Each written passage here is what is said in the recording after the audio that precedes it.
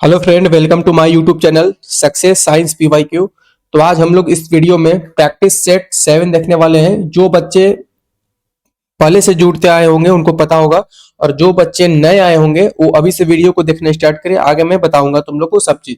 तो बिना किसी देरी के आज की इस वीडियो को स्टार्ट करते हैं। मेरा आज ग्रुप डी का प्रैक्टिस सेट 7 है। ठीक है, आप किसी भी एग्जाम की तैयारी करते हो और ये वीडियो कभी भी देख रहे हो, ठीक ना, अगर आप ऐसा सब्जेक्ट का तैयारी करते हैं जिसमें आपका साइंस बैकग्राउंड यानी साइंस का क्वेश्चन पूछा जाता है, चाहे फिजिक्स केमिस्ट्री बायोलॉजी तीनों से हो, तो आप इस वीडियो को देख सकते हैं। चाहे आप आज से 2 साल बाद देख रहे हो, कितने साल भी बाद देख रहे हो, आप इस वीडियो को देख सकते हैं। हम यहाँ पे पिछले साल का क्वेश्चन लाए हैं रेलवे का। चाहे आप एसएससी के लिए देख रहे हो, चाहे फिर रेलवे के लिए देख रहे हो, चाहे आप स्टेट पीसीएस के लिए देख रहे हो, चाहे आप किसी भी चीज के लिए देख रहे हो, अगर आपका साइंस है तो आप इस वीडियो को देख सकते हैं। चलिए, तो मेरा फर्स्ट क्वेश्चन है, और आपसे निवेदन होगा कि जो बच्चे नए नए जुड़ते आ रहे होंगे उनको प्लेलिस्ट दे देंगे डिस्क्रिप्शन बॉक्स में, वहां से आप जाकर लेक्चर 1 से देखना स्टार्ट करना, यानी प्रैक्टिस सेट 1 से देखना स्टार्ट करना। इससे तुम्हारा ही फायदा होगा क्योंकि मैंने सारा विस्तृत जानकारी उस सभी लेक्चरों में दिया हुआ हूं।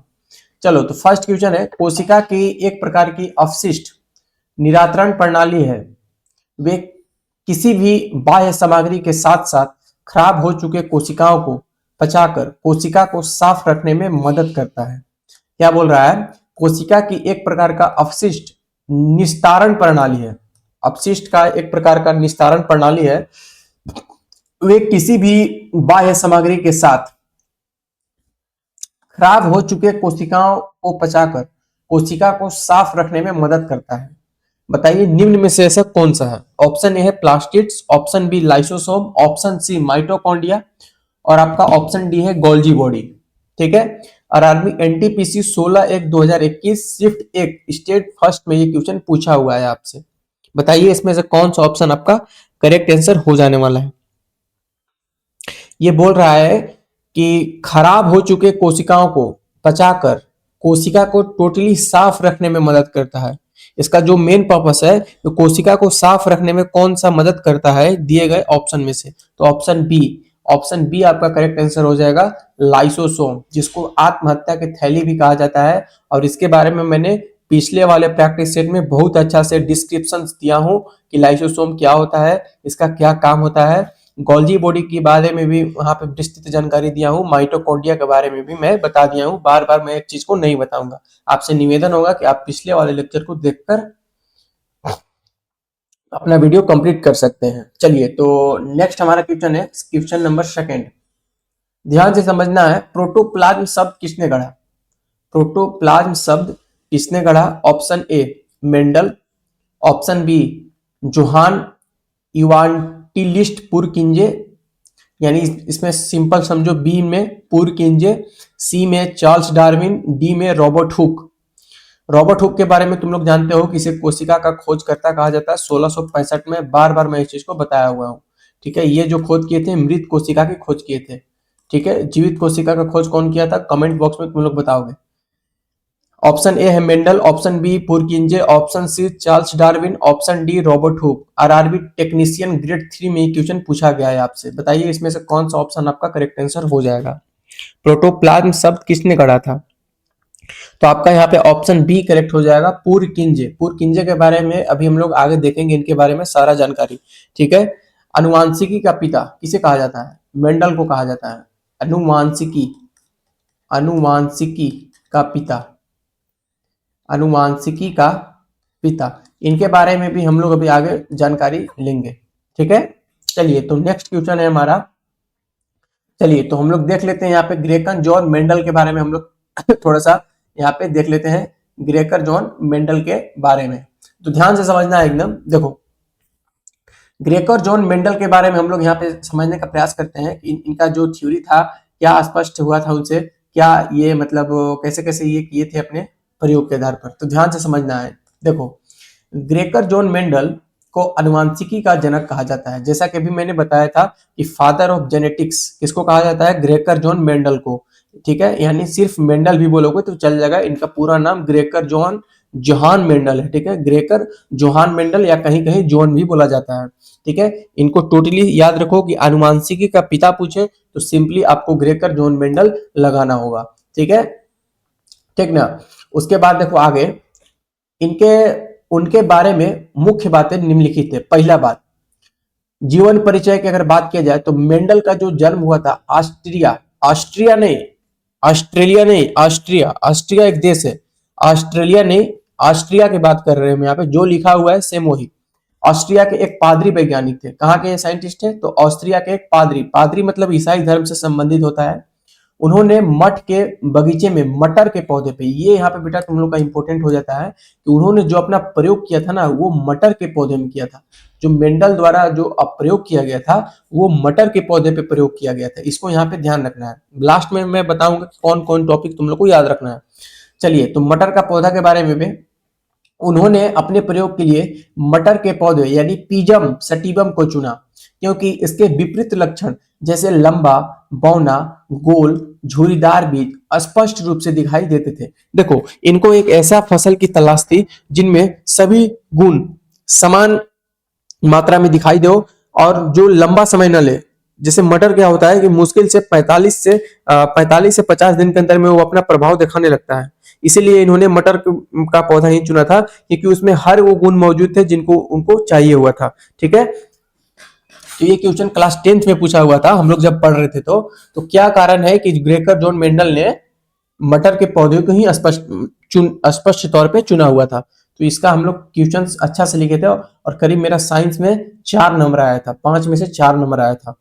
ठीक है, 1 नंबर वही राइटिंग पे कटा होगा। स्कूल के बात कर रहा हूँ, स्कूल में ये क्वेश्चन हम लोग का बोर्ड में लिया गया था। चलिए, तो देखो अगला क्यों है तुम्हारा प्रमुख नियम।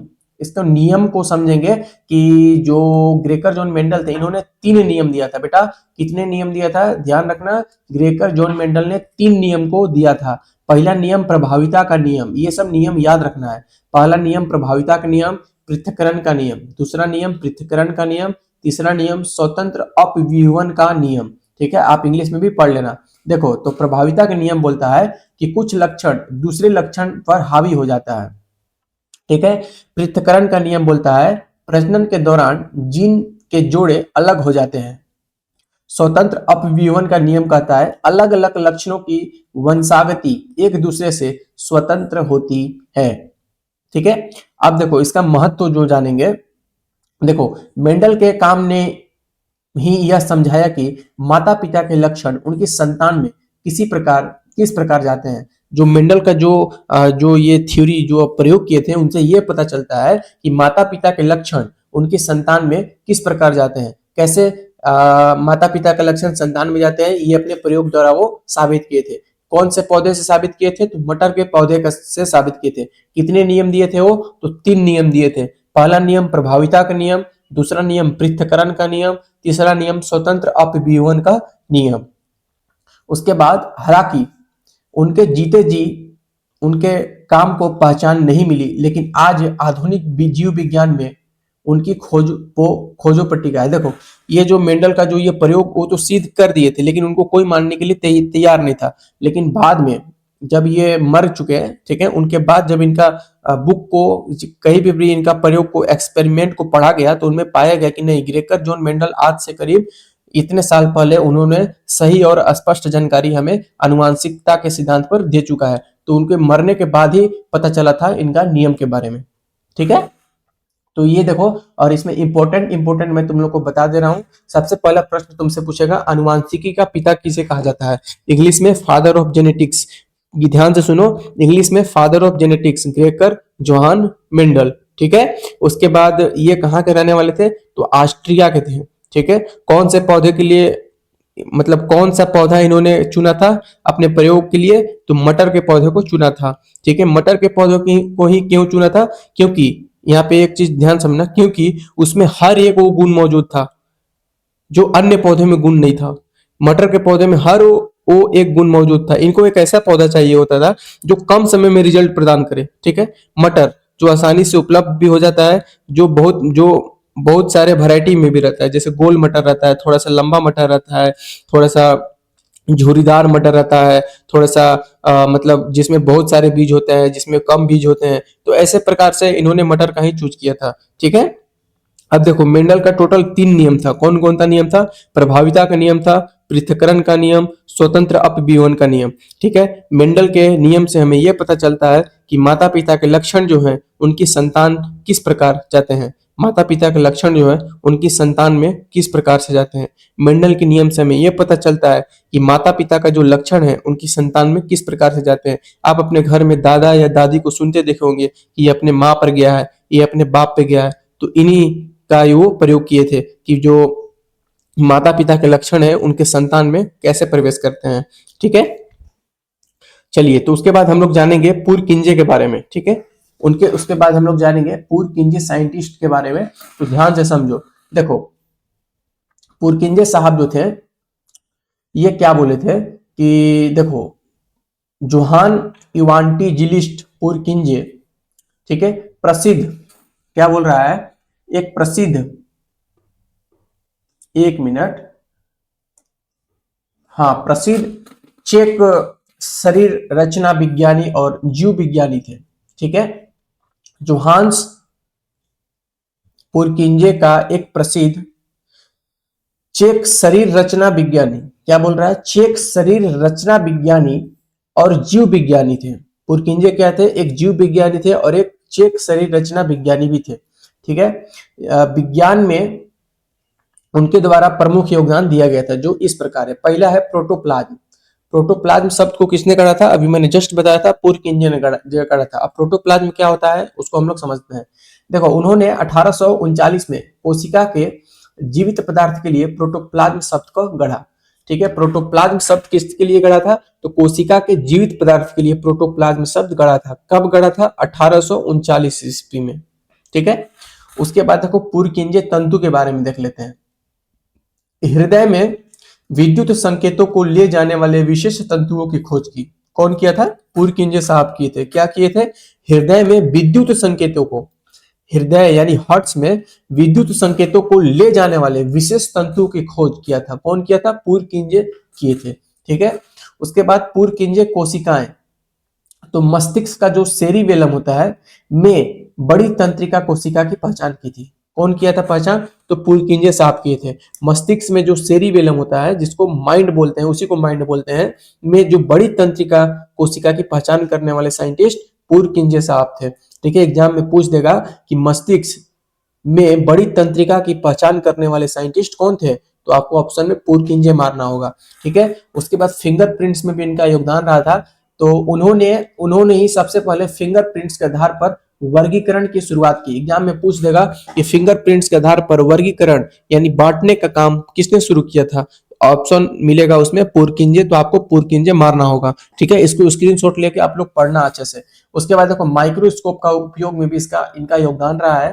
तो देखो वे पहले वैज्ञानिक में से एक थे जिन्होंने ऊतकों यानी टिश्यू के अध्ययन के लिए माइक्रोस्कोप के बड़े पैमाने पर उपयोग किया। ठीक है, माइक्रोस्कोप का इनका काफी योगदान रहा है। माइक्रोस्कोप में इन्होंने जो टिश्यू का अध्ययन किया था ना, उसमें बड़े पैमाने पर माइक्रोस्कोप का अध्ययन किया जाता है। आज के दौर में माइक्रोस्कोप का बहुत ज्यादा यूज है। आप ब्लड टेस्ट करवाने जाओगे, सब चीज माइक्रोस्कोप से ही आपका ब्लड का टेस्ट होता है। ठीक है, तो इन्होंने ये सब प्रयोग किया था, इसको आप लोग देख लेंगे अच्छा से। आगे देखते हैं हम लोग क्वेश्चन नंबर 3। क्वेश्चन नंबर 3 बोल रहा है, ध्यान से समझना एकदम। ठीक है, क्वेश्चन नंबर आपका 3 है, निम्नलिखित में से कौन सा ऑर्गेनेल किसी भी बाह्य सामग्री को पचाकर कोशिका को साफ रखने में सहायक होता है, साथ ही कोशिकांग को क्लांत भी करता है। Option A Golgi apparatus, option B lysosome, option C mitochondria, option D अंतःहृदय जालिका ईआर यानी एंडोप्लाज्म रेटिकुलम। इसके बारे में मैंने अच्छा से डिस्कस कर लिया हूं, इसके बारे में भी किया हूं, इसके बारे में भी किया हूं, इसके बारे में भी किया हूं, सबके बारे में डिस्कस किया हूं, आपको पिछले वाले लेक्चर में मिल जाएगा। तो बताइए इसमें से कौन सा ऑप्शन आपका करेक्ट आंसर हो जाएगा, बताइए। तो इसमें आपका जो करेक्ट आंसर होगा, क्या बोल रहा है कि सामग्री को पचाकर कोशिका को साफ रखने में सहायक होता है। ये क्वेश्चन शायद रिपीट हुआ है क्या, कोशिका को साफ रखने में, निम्नलिखित ऑर्गन कोशिका को साफ रखने में बी, नहीं, ये क्वेश्चन अलग पूछा हुआ है बेटा, लाइसोसोम करेक्ट आंसर है, क्योंकि ये क्वेश्चन हूबहू ऐसा आया हुआ था। देखो हूबहू क्वेश्चन ऐसा आया हुआ था, यहाँ देखो यहाँ पे आया है, कोशिका को पचाकर, बाह्य सामग्री कोशिका को पचाकर साफ रखने के लिए मदद करता है। तो लाइसोसोम, ये देखो आरआरबी एनटीपीसी में पूछा हुआ है, और ये क्वेश्चन आपका आरआरबी एनटीपीसी 26/7/2021 को पूछा हुआ है, और वो क्वेश्चन आपका आरआरबी एनटीपीसी 16/1/2021 को पूछा था, यानी 2021 में दोनों क्वेश्चन रिपीट किया है। ठीक है, तो ये आपका ऑप्शन बी आंसर करेक्ट हो जाएगा। यानी कहने का मतलब क्वेश्चन फर्स्ट और थर्ड दोनों रिपीट किया है, सेम डेट को ही रिपीट किया है, नहीं सेम डेट नहीं किया है, एक 22 को किया है और एक 26 को किया है, सिर्फ दोनों का चेंज है। इसीलिए रिपीटेड क्वेश्चन रेलवे बहुत पूछता है, उसको ध्यान लेके चल रहा है तुम लोगों को। अगला अगला हम लोग देखेंगे, निम्नलिखित में से कौन सा कथन असत्य है। निम्नलिखित में से कौन सा कथन आपका असत्य है। निम्नलिखित में से कौन सा कथन आपका असत्य है। थोड़ा मेरा लैपटॉप हैंग कर रहा है, इसके लिए मैं आप लोगों से माफी चाहूंगा, क्योंकि इसमें भी सॉफ्टवेयर मैंने एंट्री नहीं किया हूँ, इसका एंटीवायरस खत्म हो चुका है, तो अब जाऊंगा तब रिन्यू कराऊंगा, इसीलिए मेरा थोड़ा हैंग कर रहा है। उसके लिए प्रॉब्लम हो रहा होगा तो आप लोग के लिए थोड़ा सा आप लोग इग्नोर करना है इस चीज को। तो देखिए फोर्थ नंबर है, निम्नलिखित में से कौन सा कथन असत्य है। RRB NTPC 9/3/2021 shift 2 stage first में पूछा हुआ है। पहला है, कौन सा कथन असत्य है। तो पादप कोशिकाओं में जंतु कोशिकाओं की तुलना में छोटी रिक्तिकाएं पाई जाती हैं। पादप कोशिका में जंतु कोशिका की तुलना में छोटी रिक्तिका पाई जाती हैं। ये गलत है भाई, यही गलत है, यानी ये ऑप्शन आपका सही हो जाएगा। बाकी ये कथन सत्य है, पादप कोशिका सामान्यतः जंतु कोशिका से भी बड़ी होती है, ये कथन आपका सही है। उसके बाद जंतु कोशिकाओं में लवक नहीं पाए जाते हैं, ये भी सही है बेटा। और पादप कोशिकाओं में कोशिका भित्ति पाई जाती है, जबकि जंतु कोशिका में नहीं पाई जाती, ये भी सही है। लेकिन ये आपका गलत कथन है, और वही असत्य कथन आपसे पूछा है। पादप कोशिकाओं में जंतु कोशिका की तुलना में छोटी रिक्तिका यानी वोक्यूल्स होती है, पादप कोशिका में रिक्तिका होता ही नहीं है। ठीक है, तो ऑप्शन ए आपका यहाँ पे करेक्ट आंसर हो जाने वाला है। ठीक है, चलिए तो नेक्स्ट हम लोग देखते हैं क्वेश्चन नंबर 5। निम्नलिखित में से अर्धसूत्र के लिए कौन सा कथन सत्य नहीं है। ध्यान रखना है, सत्य नहीं है, तो बताइए, ध्यान रखना है, सत्य नहीं है पूछा है। ठीक है, तो अर्धसूत्र 2 चरणों में होता है। हाँ ये सही है, अर्धसूत्र 2 चरणों में होता है, सही है। उसके बाद अगला है, अर्धसूत्रों के परिणाम स्वरूप परिणामी कोषों में गुण सूत्रों की संख्या 2 गुनी हो जाती है। ये गलत है बेटा, ये गलत है। अर्धसूत्र के परिणाम स्वरूप जो परिणामी कोषों में गुणसूत्रों की संख्या है वो 2 गुनी नहीं होती है, ये गलत है आपका। बाकी आपका सी भी सही होगा और डी भी सही होगा। तो हमसे क्या पूछा है, गलत सत्य नहीं है, तो यानी ऑप्शन बी आपका करेक्ट आंसर हो जाएगा, ये सत्य नहीं है। ठीक है, चलिए नेक्स्ट क्वेश्चन नंबर 6। किस कोशिकांग को कोशिका का मास्टर कहा जाता है। ये नहीं बताऊंगा, ये नहीं बताऊंगा, आप लोग को खुद बताना है इसके बारे में। ऑप्शन पहला है ईआर यानी अंतःप्रेदवी जालिका एंडोप्लाज्मिक रेटिकुलम, बी है माइटोकॉन्ड्रिया, सी है न्यूक्लियोलस है, उसके बाद डी नाभिक यानी न्यूक्लियस। चलिए तो इसका आप लोग आंसर कमेंट में देना। उसके बाद 7th नंबर देखेंगे। 7th नंबर की बात करें तो किसी कोशिका में मौजूद सबसे बड़ा कोशिकांग कौन सा होता है। किसी कोशिका में मौजूद सबसे बड़ा कोशिकांग कौन सा होता है। ए है अंतःप्रेदवी जालिका, बी है नाभिक, सी गोल्जी काय और डी माइटोकॉन्ड्रिया। क्या पूछा है, किसी कोशिका में मौजूद सबसे बड़ा कोशिकांग। हाँ ठीक है, क्वेश्चन सही है। आरआरबी जेई 23/5/2019 शिफ्ट 3 में पूछा हुआ क्वेश्चन है ये, तो आपका ऑप्शन बी करेक्ट आंसर हो जाएगा। नाभिक जो होता है सबसे बड़ा कोशिकांग होता है। ठीक है, क्वेश्चन नंबर 8 नंबर देखेंगे। निम्नलिखित में से किस कोशिकांग को कोशिका का प्रोटीन कारखाना कहा जाता है। ये क्वेश्चन भी रिपीट हुआ है। निम्नलिखित में से किस कोशिकांग को कोशिका का प्रोटीन कारखाना कहा जाता है। RRB ALP as technician 30/8/2018 shift second में पूछा हुआ क्वेश्चन है। ऑप्शन ए है हरित लवक, option B lysosome, option C mitochondria, option D ribosome.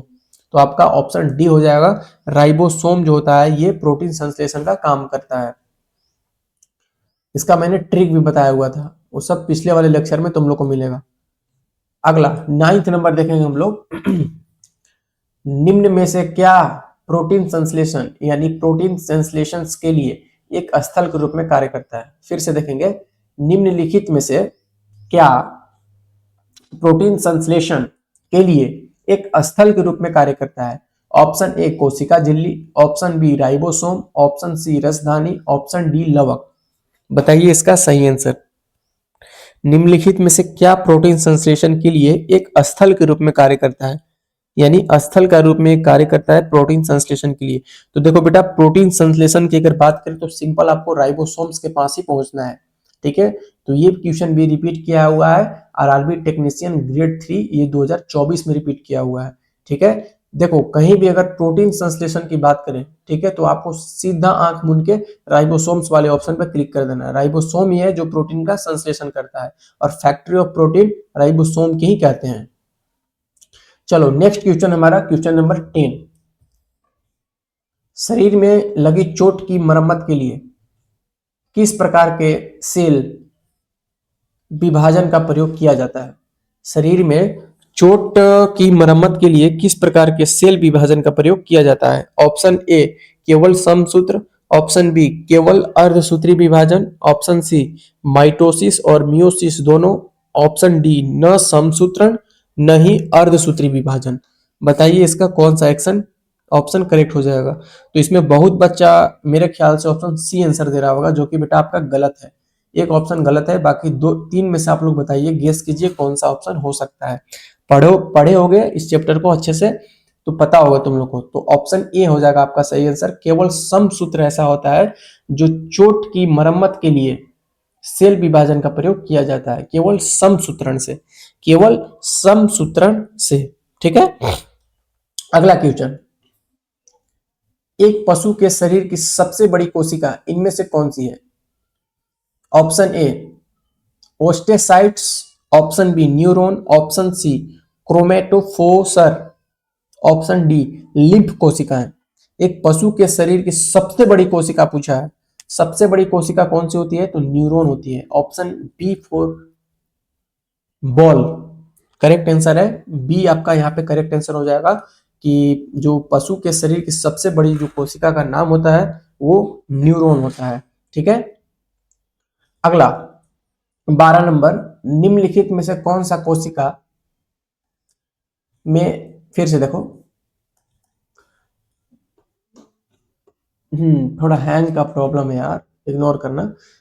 चलिए देखते हैं हम लोग 12 नंबर। निम्नलिखित में से कौन सा एक कोशिका में अधिक मात्रा में होने वाला अणु है? निम्नलिखित में से कौन सा एक कोशिका में अधिक मात्रा में होने वाला अणु है? ऑप्शन ए जल, option B carbohydrates, option C शैवाल, ऑप्शन डी प्रोटीन। बताइए इसमें से कौन सा ऑप्शन सही होगा? फिर से क्वेश्चन देख लो। निम्नलिखित में से कौन सा एक कोशिका में अधिक मात्रा में होने वाला अणु है? ऑप्शन ए जल, option B carbohydrate, option C शैवाल, option D protein. Option A हो जाएगा जल। तुम्हारा जितना शरीर है ना सब जल से ही बना है। 80% करीब आपका बॉडी में सिर्फ जल ही होता है, ध्यान रखना है चीज को। तो ऑप्शन ए यहाँ पे करेक्ट आंसर हो जाएगा।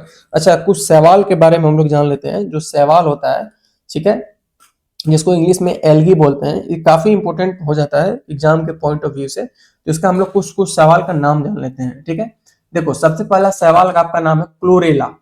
क्लोरेला जो है एक प्रकार का शैवाल होता है। ठीक है, ये सब शैवाल का नाम है। तो ये जो है अंतरिक्ष यात्री इसके साथ अपने साथ लेके जाते हैं। जो क्लोरेला शैवाल है वो अंतरिक्ष यात्री जो अंतरिक्ष में जाते हैं वो अपने साथ ले जाते हैं, क्योंकि इसमें बहुत मात्रा में प्रोटीन होता है। ठीक है, इसमें बहुत मात्रा में प्रोटीन होता है और इसी को खाकर अपना प्रोटीन का सोर्स वो लोग पूरा करते हैं। तो क्लोरेला जो एक प्रकार का शैवाल का नाम है वो अंतरिक्ष यात्री इसको लेके जाते हैं। ठीक है, तो इसको अंतरिक्ष शैवाल के नाम से भी जाना जाता है। उसके बाद लेमिनेरिया। लेमिनेरिया की बात किया जाए तो लेमिनेरिया आपका आयोडीन का सबसे बड़ा स्रोत लेमिनेरिया होता है। ठीक है, लेमिनेरिया क्या है? एक प्रकार का शैवाल का नाम है। ठीक है, इसमें सबसे ज्यादा मात्रा में आयोडीन का स्रोत होता है। ठीक, उसके बाद अस्पाइरोगाइरा। अस्पाइरोगाइरा के बारे में हम लोग थोड़ा बात करें तो इसको पॉन्ड सिल्क के नाम से जाना जाता है। अस्पाइरोगाइरा को पॉन्ड सिल्क के नाम से जाना जाता है। उसके बाद नोस्टक। नोस्टक और एनाबिना। नोस्टक और एनाबिना एक प्रकार का शैवाल होता है। देखो इसका महत्व के बारे में जानेंगे तो ये नील हरित शैवाल, ठीक है, यानी साइनोबैक्टीरियल है, जो खेतों में नाइट्रोजन स्थिरीकरण यानी नाइट्रोजन फिक्सेशंस का काम करते हैं और उर्वरक की तरह उपयोग होते हैं ठीक है, ध्यान रखना है इसको। उसके बाद सारगैसम, पांचवा सवाल है सारगैसम। ऐसा नहीं है कि सिर्फ 5 ही सवाल है। सवाल देखो मुख्यतः 3 प्रकार का होता है, एक लाल सवाल होता है, एक भूरा सवाल होता है और एक हरा सवाल होता है। एग्जाम में अगर पूछेगा कि सवाल कितने प्रकार के होते हैं तो आपको 3 मारना है, एक लाल सवाल होता है, एक भूरा सवाल होता है और एक हरा सवाल होता है। ठीक है, तो ये सब जितना 1 2 3 4 5 ये सब सवाल का नाम है, ये सब इंपॉर्टेंट सवाल का नाम है जो जो एग्जाम में पूछने का चांस बनता है। एक दो पूछा भी है, जैसे नॉस्टक और एना बिना पूछा हुआ है, जो 4 नंबर वाला है ना, ये पूछा हुआ है एग्जाम में। ठीक है, तो देखिए जो सार कैसम होता है, महत्व, इसका महत्व देखेंगे तो ये अटलांटिक महासागर में एक बड़े हिस्से में फैला रहता है, जिसे यह जो है सार गैसम जो है एक अटलांटिक महासागर में एक बड़े हिस्से में फैला रहता है, जिसे सार गैसो सागर के नाम से भी जानते हैं। ठीक है, जिसे सार गैसो सागर के नाम से भी जानते हैं। ठीक है, तो ये रहा आपका सवाल का मेन टॉपिक्स। तो आई होप आप लोग को ये वीडियो पसंद आया होगा। अगर पसंद आया होगा तो प्लीज चैनल को सपोर्ट एंड सब्सक्राइब करना। वीडियो बनाने में बेटा बहुत मेहनत लगती है। ठीक है, एक क्रिएटर ही जानता है कि वीडियो बनाने में कितना मेहनत लगती है। तो ठीक है, तो आज के लिए इतना ही, मिलते हैं हम लोग नेक्स्ट लेक्चर में। तब तक के लिए बाय बाय, टेक केयर। और पढ़ाई पे ध्यान दो, पढ़ने से हो जाता है, बहुत मेहनत करना, बहुत मेहनत करने से हो जाएगा एक दिन। ठीक है, तो कंटिन्यू रहो, प्रैक्टिस करते रहो, हो जाएगा। धन्यवाद।